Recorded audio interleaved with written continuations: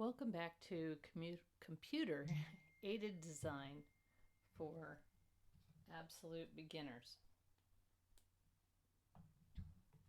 Today I'm going to talk about fixing mistakes, specifically how to add a line in the middle of your design when you've drawn the whole design and realized that something is missing. In this case, what I'm going to show you is how to add another line from the eye to the edge of the mouth that matches the line from the eye to the edge of the mouth on the one side. I drew this design earlier. It's not completed, but I started here and drew around like this, and then up and over I drew this eyeball here, and then this eyeball here. I came back and then drew the nose and went around. My design now stops right here, but unfortunately I am missing this line from the eyeball to the edge of the nose, and I don't like it when things are unsymmetric. So I'm going to show you one of two ways in this video of how to fix it. Then I'll do another video that shows you how to fix it the second way. First off, whenever we start to have to do corrections like this, it's best to have the screen as zoomed in as possible so that you can see all aspects of what's going on. So to zoom in a specific area, I select a node and then hit my zoom button, and it kind of keeps it centered for me so that I'm not having to readjust too much. In this case, I know that I'm going to be going from here down to here with this line. And so I just need both of those in my view, and I should be all set. All right. So, like I said, my design currently stitches in this direction around to here. Now, you might notice a mistake in your design later, and you don't know which direction your stitching goes, so that's easy. We go to Optimize and slow our animation speed down to 1, and then hit Animate Stitching. And it shows us that this is the direction of the stitching in this area. It actually goes around this way and then back. I can show you that again. It goes around this way and then back and over. So we're going to have a bunch of joining lines here, and we're going to need to take them apart a little bit. Sometimes when you go to Optimize in Quilters Creative Touch or Pattern CAD, weird things will happen to your design. In this case, we just had one node selected here, and now there are two. They've separated a little bit. Thankfully, that doesn't happen often, but it did happen here. So to make it clear what we're doing, I'm going to go ahead and snap those back together again. Now, we're in Edit. We're going to need to switch to Draw in just a second, but right now we're in Edit because what I want to do is separate out all these lines here so that I can make sure that I'm working with this line that goes this direction, because I'm going to make it turn the corner here and come down to the corner of the mouth and then go back up again. It'll be a double line when we're done, and it'll join right in with the whole rest of the pattern, so we don't have to have jump lines or cuts or anything. So if I select this node and move it, the whole node moves. Everything that's been snapped together, all three of these lines. But if I have it unselected, I can separate the lines out.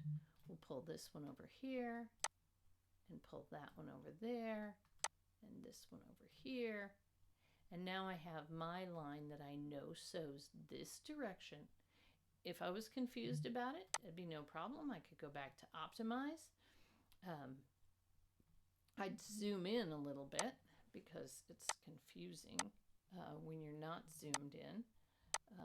But I'd zoom into here and then slow my animation speed down to 1 and animate the stitching. And you can see it comes around and then it would skip over to here.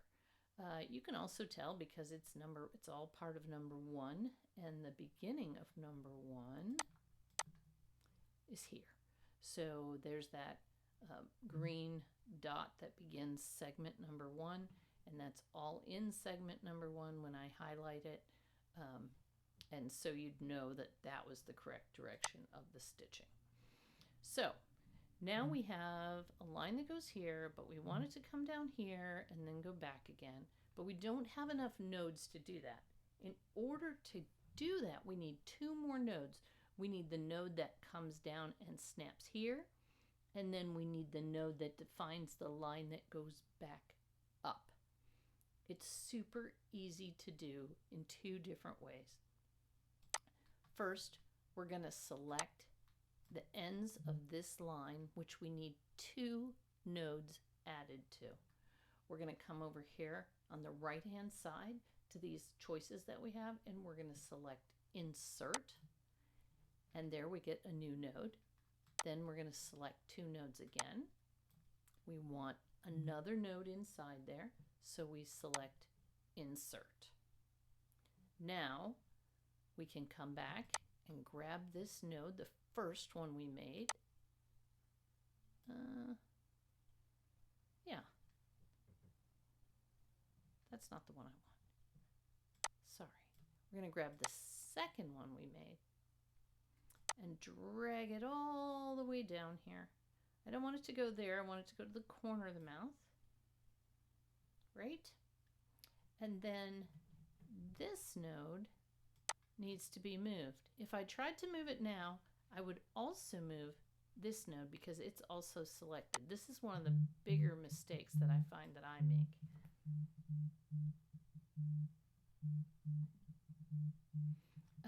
And the easiest way to fix that is simply to undo and then unselect all. So I do want to move this node over here, and then I'm going to join up all of these things. So everything that I took apart before, I'm going to grab and move together. I like to do that. Actually, you could select them all like this and then snap them together. And in this case, that works out pretty good.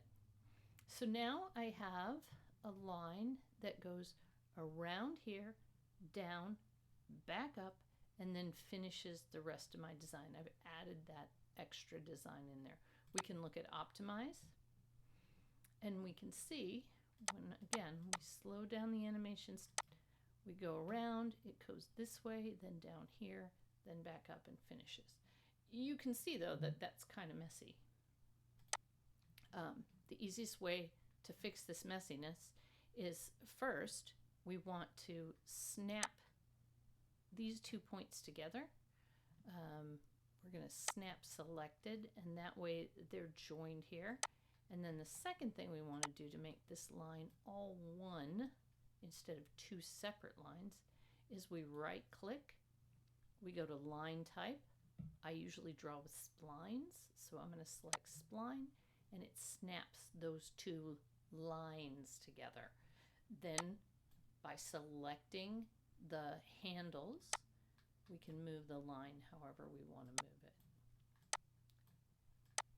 At other times, I'll show you that it's possible to move lines without selecting the handles. But when you have 2 lines together, you definitely want to select the handles so that the 2 lines move together. So that's the first way, the adding node way of adding an extra line in your design and keeping it in a smooth drawing or a singular line. In my next video, I will show you how to do it a slightly different way, which seems more complicated, but honestly, in some designs might be a little bit easier. If you guys enjoy these videos, please comment, share, like, subscribe so that I know people are watching them. Thank you very much.